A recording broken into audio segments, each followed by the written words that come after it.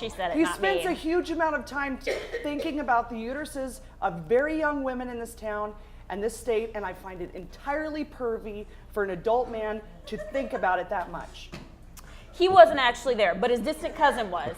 And he did, Governor Parnell met with James Dobson, who's no longer affiliated with Focus on the Family, but is affiliated now with Family Talk, which is a political group that shares many of the same kind of priorities as Focus on the Family. It's a ministry radio thing, which, you know, basically they try to put church and state in the same radio.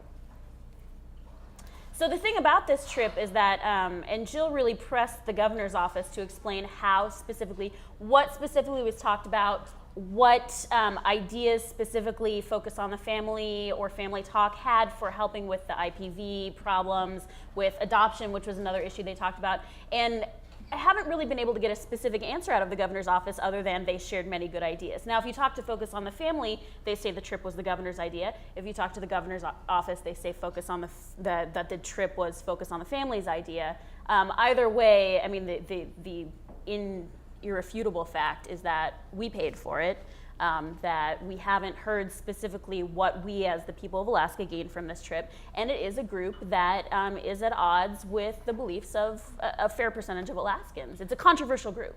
It is. Well, and it's a religious group, and Sean Parnell is running sort of as the uber Christian candidate. So the whole thing about the 10 Commandments and thou shalt not lie, and one of them's lying, tells me it probably wasn't. Although, let me just be fair here. If Focus on the Family had some sort of magic idea that would take us, to number 50 from number 1, or I'd even be okay with going to number 5 or number 10 to start for incest and rape, I'd be like, great, what is it? Right, and let's see if it's worth $5,000. And if it's just pray away the rape, I'm not okay with that. Well, he could save us $5,000 and drive down the street and talk to Mr. Prevost too. That's right. Same advice. Excellent point. You're right. I think they read the same memos. Yep. I mean, to me, I don't take him seriously, and this is one of his big campaign issues, is that he's going to be stopping rape and incest in Alaska.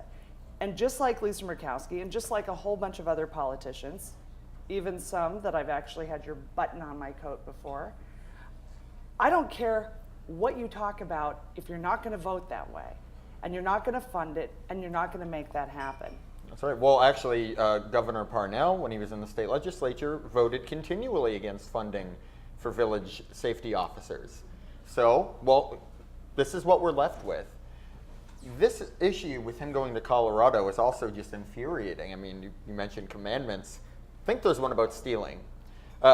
This is Alaskans' money that should be used for legitimate purposes. And whether this was Governor Parnell or if it were Governor Berkowitz or Governor French or whomever visiting any group, a group I agree with, it has to have state purpose. This was a junket. He took the money and took a trip that had no benefit to anyone in this room, anywhere in this state. And it's pretty infuriating. Well, at some point, you think people are going to either put up or shut up, and he just seems to keep going.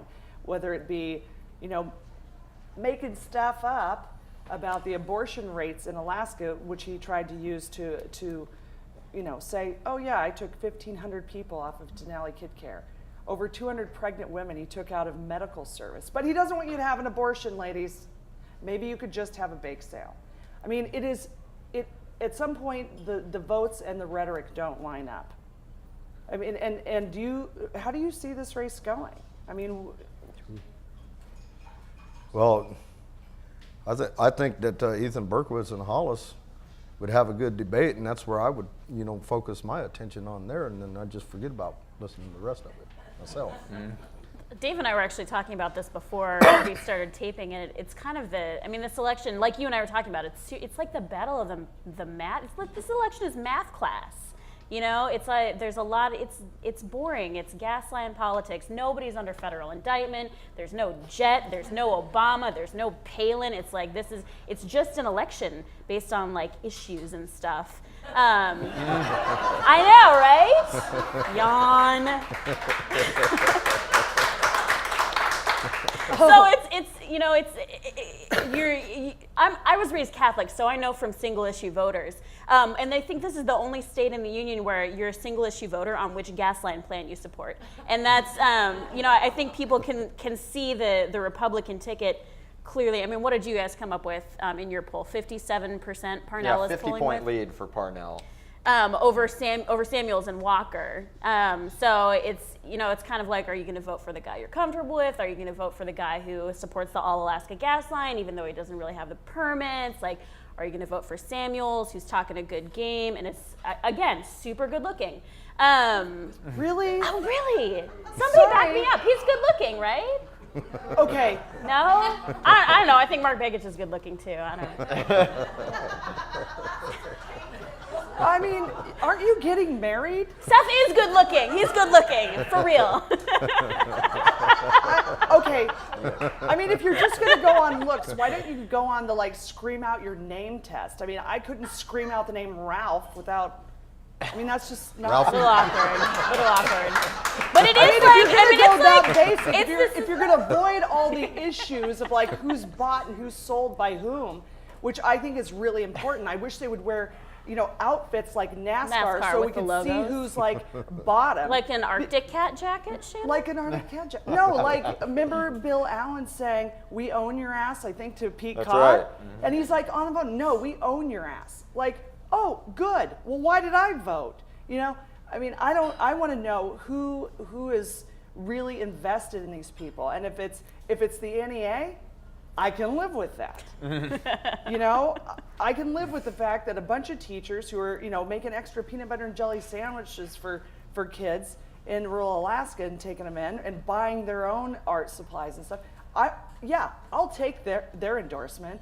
But, BP, 60%, owned by a British company. Hey, you got a queen. Go get over there. Well, that's Sarah?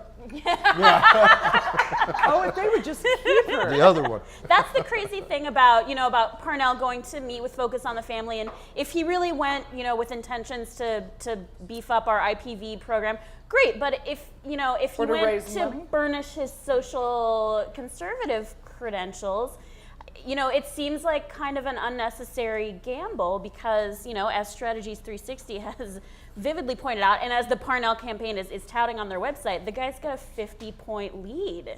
Well, I look at it like this. If anyone got close to them, if Walker got close to him in some sort of Operation Chaos and the Dems were jumping over to vote for him, or if Ralph Samuels suddenly people were like, oh yeah, I like the name Ralph, I'll vote for him, for whatever reason, if it started getting close, would Sarah Palin come in and endorse him? And would that help him or hurt him? Because with a 50-point lead, more people like him than like her. And she's endorsed Joe Miller. Who told me, by the way, before she endorsed him, endorsements don't matter. It's not about endorsements. Joe it's the not about Miller. Sarah Palin. Joe the Miller now knows from his account exactly what that means. Do you think it would help Parnell or hurt him to have Palin endorse? It didn't help him beat Don Young in 2008, and that's exactly what happened. He had this nice little 10-point lead, forgot to show up to some debates, forgot how to speak English. He does better if he doesn't go. That's right. Don't show up, you can't screw up. That's a great campaign slogan. It is his slogan. Now it's do nothing and you can't screw up. That's right. Do nothing and you can't screw up. Except he has done things. He's cut people out of the ability to get health care for their children or for pregnant women. He's cut $25 million in renewable energy projects that would actually help put money in people's pockets. And he just sort of smiles and waves. And Alaska, you're going to deserve what you get. So think about it when you go to vote. We'll be right back after the break.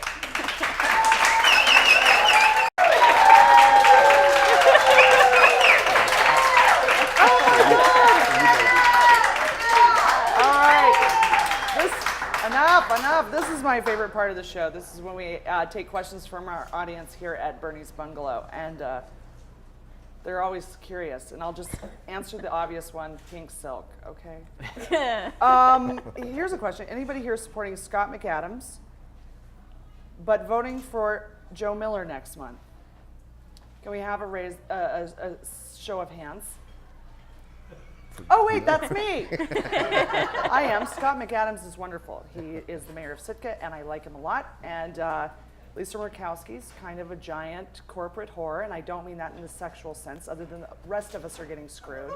And so, yeah, I'm voting for Joe Miller because even if he gets in, he's a teabagger, he has no power, and he'll show himself as a crazy man.